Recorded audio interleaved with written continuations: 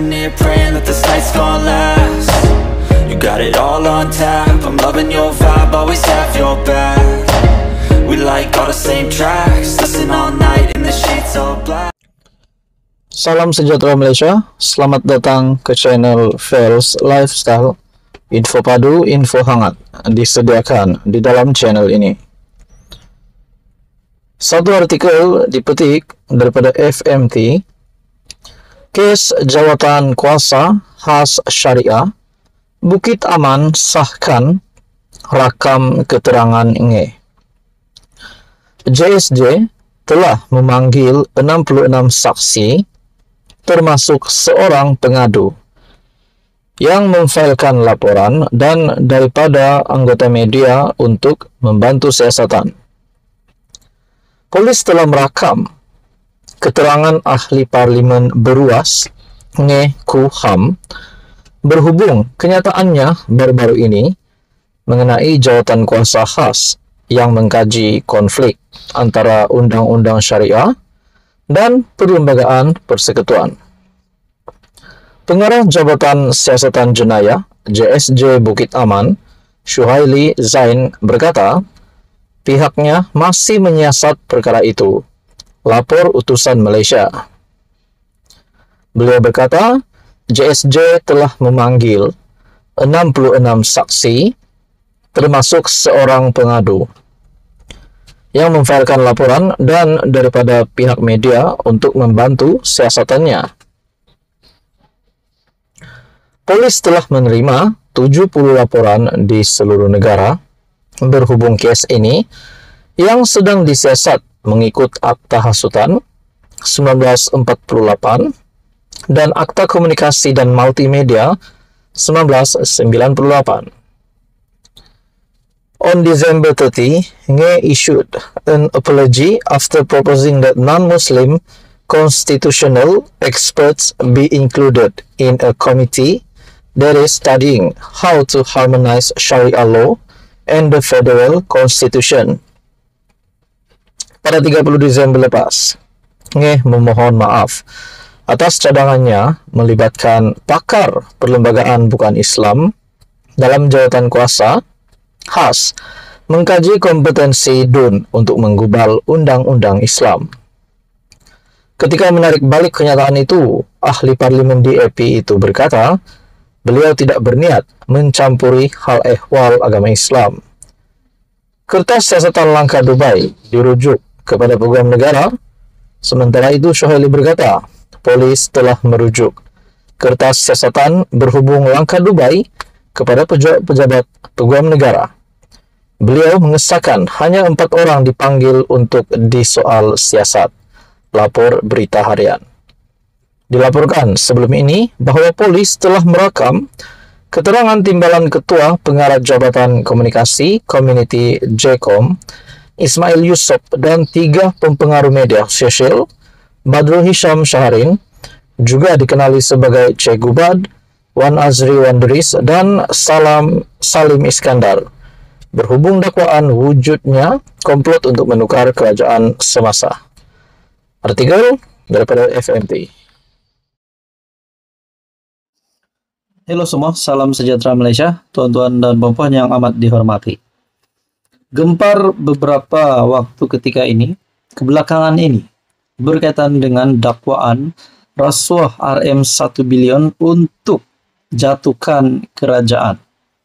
Bahkan setiausaha politik kepada Perdana Menteri yang menggesa siasatan dilakukan terhadap dakwaan seorang pemimpin Perikatan Nasional terlibat dalam usaha untuk menjatuhkan kerajaan, iaitu untuk membeli individu berpengaruh dan ahli parlimen untuk menjatuhkan kerajaan perpaduan yang dipimpin oleh Datuk Seri Anwar Ibrahim.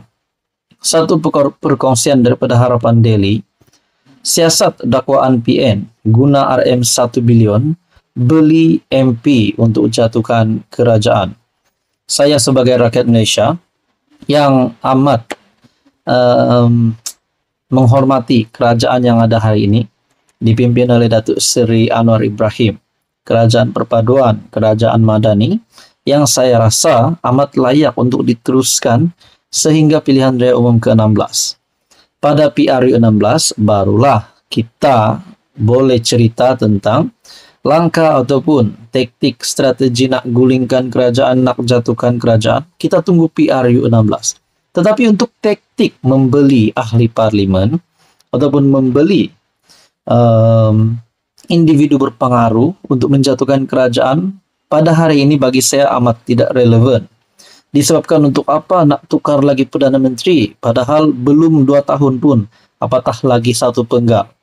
Nah, saudara-saudara yang amat dihormati semua, siapapun juga dalang, kalau benar memang ada individu yang cuba menjadi ketua, menjadi dalang untuk membeli ahli parlimen, membeli pempengaruh untuk menjatuhkan kerajaan perpaduan, bagi saya individu ini patut dikenakan tindakan, patut ditangkap rasanya. Apa komen Anda? Adakah Anda setuju individu ini ditangkap ataupun individu ini patut ditahan dan disiasat? Nah, sudah pasti buat masa ini kita mahu siasatan dijalankan oleh pihak berkuasa.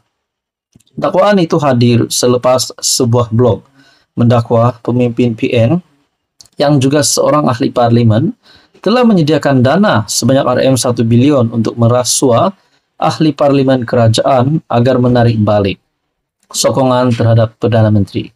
Nah, persoalan yang timbul seterusnya adalah siapakah ahli parlimen itu yang mempunyai duit sebanyak Rm1 bilion. Jumlah Rm1 bilion ini bukanlah jumlah yang sedikit, jumlah ini amat banyak, tuan-tuan dan puan. Kenapa nak fokuskan kepada jatuhkan kerajaan berbanding digunakan Rm1 bilion itu kalau memang ada untuk rakyat sendiri?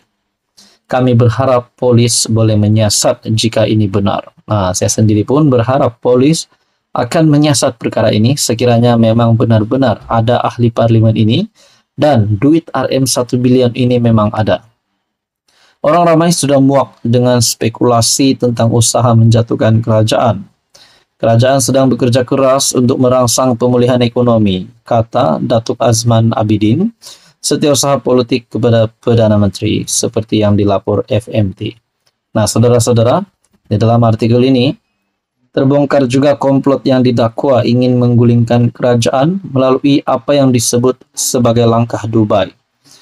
Gerakan itu dipercayai dirancang sebahagian besar pemimpin PN dengan ada dakwaan mengatakan ia turut membabitkan beberapa pemimpin Barisan Nasional.